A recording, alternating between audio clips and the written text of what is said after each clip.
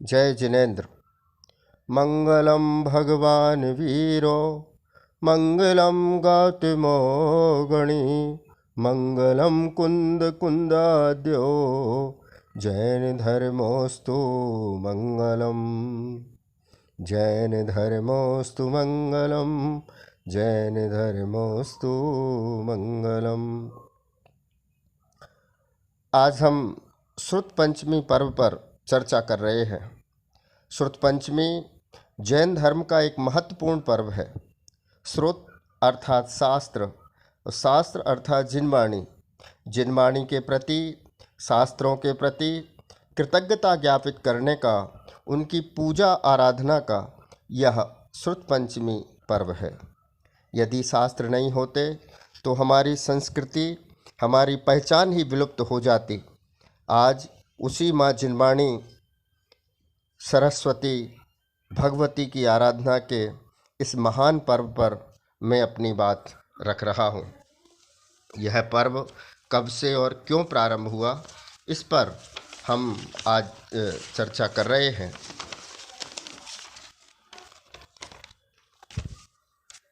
धवला टीका के रचयिता आचार्य वीरसेन स्वामी के अनुसार भगवान महावीर के मुख से श्री इंद्रभूति गौतम गणधर ने श्रुत को धारण किया, उनसे सुधर्माचार्य ने और उनसे जम्बू नामक अंतिम केवली ने ग्रहण किया। पश्चात 100 वर्ष में विष्णु, नंदीमित्र, अपराजित, गोवर्धन और भद्रबाहु ये 5 आचार्य पूर्ण द्वादशांग के ज्ञाता श्रुत केवली हुए। तदनंतर 11 अंग और 10 पूर्वों के वेत्ता विशाखाचार्य, प्रौष्ठिल, क्षत्रिय, जय, नाग, सिद्धार्थ, घृतिसेन, विजय, बुद्धिल, गंगदेव और धर्मसेन ये 11 आचार्य हुए। इनका काल 183 वर्ष रहा। तत्पश्चात नक्षत्र, जयपाल, पांडु, ध्रुवसेन और कंस ये 5 आचार्य 11 अंगों के धारक हुए और इनका काल 220 वर्ष रहा। तदनंतर सुभद्र, यशोभद्र, यशोबाहु और लोहार्य ये 4 आचार्य एकमात्र आचार अंग के धारक हुए। इनका समय 11 वर्ष है।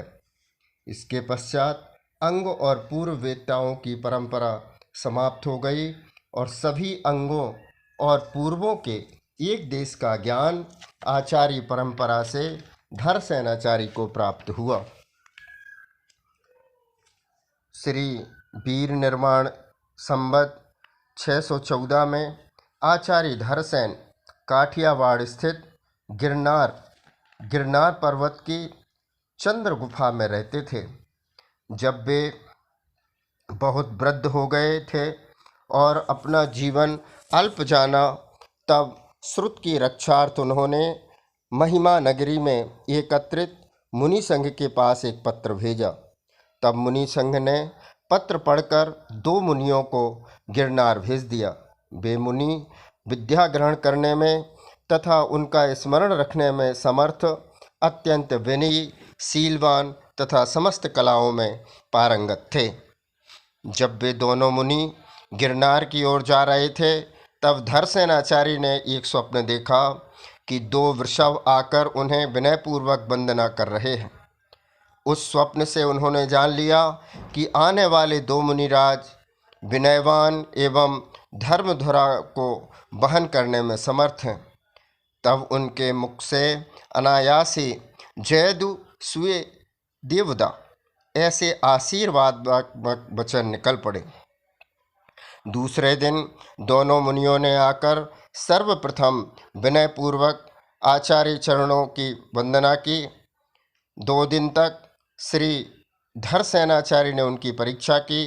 परीक्षा के अनंतर उन्होंने एक मुनि को 1 अक्षर न्यून वाला और दूसरे मुनि को 1 अक्षर अधिक वाला विद्या मंत्र देकर उपवास सहित साधने को कहा। ये दोनों मुनिराज गुरु के द्वारा दिए गए विद्या मंत्र को लेकर उनकी आज्ञा से नेमिनाथ पर्वत की सिद्ध भूमि पर जाकर नियम पूर्वक अपनी अपनी विद्या को सिद्ध करने लगे। जब उनकी विद्या सिद्ध हो गई तब वहाँ पर उनके सामने दो देवियाँ प्रकट हुई। उनमें से एक देवी की एक आँख थी और दूसरी देवी के दांत बड़े बड़े थे।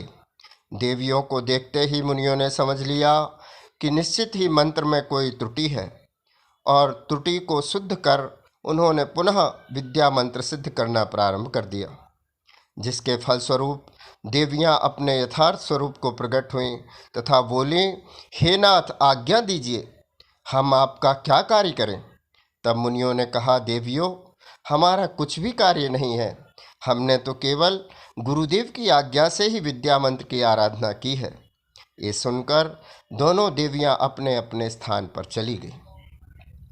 दोनों मुनियों की योग्यता को मुनियों ने जान लिया कि सिद्धांत का अध्ययन करने के लिए योग्य पात्र है। तब आचार्य श्री ने उन्हें सिद्धांत का अध्ययन कराया। वह अध्ययन आषाढ़ शुक्ला एकादशी को पूर्ण हुआ। उस दिन देवों ने उन दोनों मुनियों की पूजा की। एक मुनिराज के दांतों की विषमता को दूर कर उनके दांत कुंद पुष्प के समान सुंदर करके उनका पुष्पदंत नामाकरण किया। और दूसरे मुनिराज की भी भूत जाति के देवों ने सूर्यनाद, जय घोष, गंधमाला, धूप आदि से पूजा कर भूतबली नाम घोषित किया। कुछ दिन बाद श्रीधर सेनाचार्य ने अपनी मृत्यु का समय निकट जानकर शीघ्र ही योग उपदेश देकर दोनों मुनियों को कुरीश्वर नगर की ओर विहार करा दिया। तब भूतबली और पुष्पदंत ने अंकलेश्वर गुजरात में आकर वर्षा काल या चातुर्मास किया। वर्षा काल बीतते ही पुष्पदंत आचार्य तो बनवास देश और भूतबली द्रवण देश को विहार कर गए। पुष्पदंत मुनिराज महाकर्म प्रकृति प्राभृत का 6 खंड में उपसंहार करना चाहते थे, अतः उन्होंने 20 अधिकार गर्वित सत्प्रणुपणा सूत्र को बनाकर शिष्यों को पढ़ाया और भूतबली मुनि अभिप्राय जानने जिनपालित को यह ग्रंथ देकर उनके पास भेज दिया। आचार्य पुष्पदंत एवं भूतबली ने 6000 श्लोक प्रमाण 6 खंड बनाए।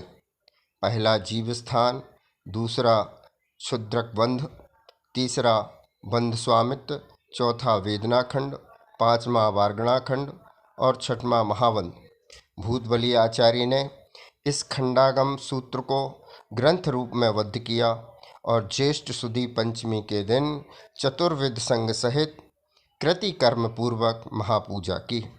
उसी दिन से यह श्रुत पंचमी नाम से प्रसिद्ध हो गई। तब से लेकर लोग श्रुत पंचमी के दिन श्रुत की पूजा करते आ रहे हैं।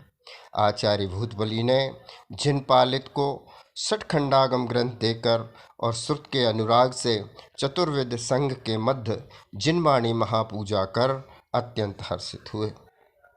श्रुत और ज्ञान की आराधना का यह महान पर्व हमें बीतरागी संतों की वाणी, आराधना और प्रभावना का संदेश देता है। इस दिन श्री धवल, महाधवलादि ग्रंथों को विराजमान कर महामहोत्सव के साथ उनकी पूजा करना चाहिए। श्रुत पूजा के साथ सिद्ध भक्ति का भी इस दिन पाठ करना चाहिए। शास्त्रों की देखभाल, उनकी जिल्द आदि बनवाना, शास्त्र भंडार की सफाई आदि करना, इस तरह शास्त्रों की विनय करना चाहिए। और यह श्रुत पंचमी महापर्व हम सबको मंगलकारी हो, इसी भावना से जैनम जयतु शासनम।